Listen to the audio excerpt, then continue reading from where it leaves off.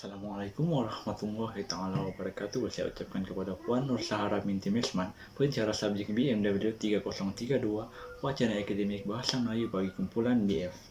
Saya Muhammad Islan Putra bin Ali Hasan, memegang kad matriks bernomor D200191087748. Hari ini akan membacakan isu yang menjadi tumpuan utama pada tahun ini, bukan hanya kepada rakyat Malaysia, melainkan kepada seluruh masyarakat dunia. Saya pasti dan yakin semua pasti boleh mengagak apakah isu tersebut. Ini sudah tentu tidak lain dan bukan ialah isu mengenai pandemik coronavirus ataupun boleh dikenali sebagai COVID-19.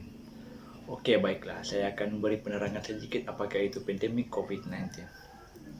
COVID-19 ialah penyakit yang berpunca daripada coronavirus syndrome pernapasan akut teruk 2 ataupun SARS-CoV-2.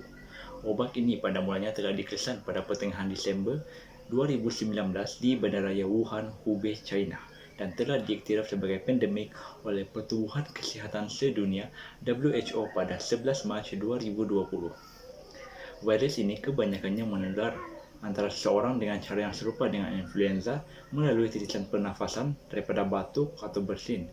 Ia dianggap paling mudah berjangkit apabila menerima tanda gejala, walaupun penyebarannya mungkin sebelum gejala muncul lagi. Oleh itu, kita akan beralih kepada simptom-simptom yang menunjukkan kemungkinan Anda telah dijangkiti wabah COVID-19. Simptom yang pertama yaitu batuk. Pada dasarnya, batuk memang merupakan perkara yang biasa dalam keadaan sehat sekalipun Anda tetap akan batuk. Namun begitu, jika gejala batuk itu berterusan dalam tempoh masa yang lama seperti 1 minggu dan kemudian diikuti dengan demam maupun hidung berlendir, maka adalah lebih baik segera berjumpa dengan dokter untuk melakukan pemeriksaan kesehatan. Simptom yang kedua pula ialah demam. Apabila Anda mengalami demam dan suhu badan melebihi 38 derajat Celcius, adalah lebih baik segera untuk pergi mendapatkan rawatan karena risau berkemungkinan Anda telah pun dijangkiti oleh COVID-19. Simptom yang ketiga ialah sakit tekak. Sakit tekak ini boleh berpunca daripada dua perkara yaitu tonsil ataupun Anda telah dijangkiti coronavirus. Oleh itu, sekiranya Anda tidak yakin sama ada sakit tekak disebabkan oleh tonsil atau sebaliknya, maka adalah digalakkan untuk segera pergi berjumpa dengan dokter untuk mendapatkan rawatan. Dan simptom yang terakhir ialah mengalami sesak napas. Sememangnya masalah sesak napas sangat berbahaya karena berkemungkinan boleh membawa kepada kematian. Oleh itu, sekiranya Anda mengalami gejala sesak napas, segeralah pergi mendapatkan rawatan di pusat-pusat kesehatan yang berdekatan.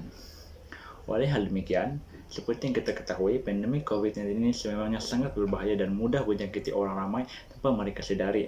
Oleh itu, kita dapat melihat banyak negara yang telah terkena terpias dari wabah COVID-19 ini telah mengambil inisiatif dengan melaksanakan perintah berkurung.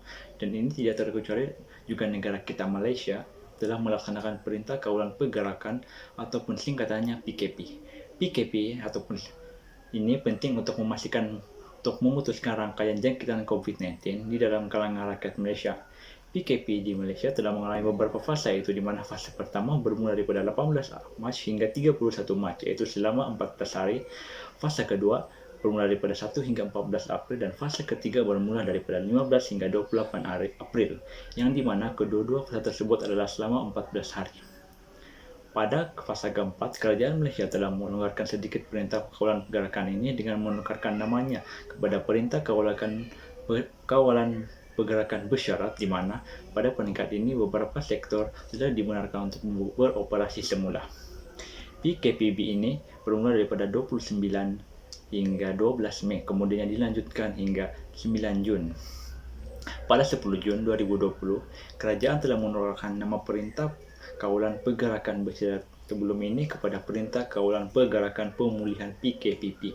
PKPP ini adalah fasa pemulihan Malaysia apabila telah berjaya melengkungkan graf kes COVID-19. Pada fasa ini banyak sektor-sektor telah dibuka semula dan ianya akan dilaksanakan sehingga 31 Ogos 2020.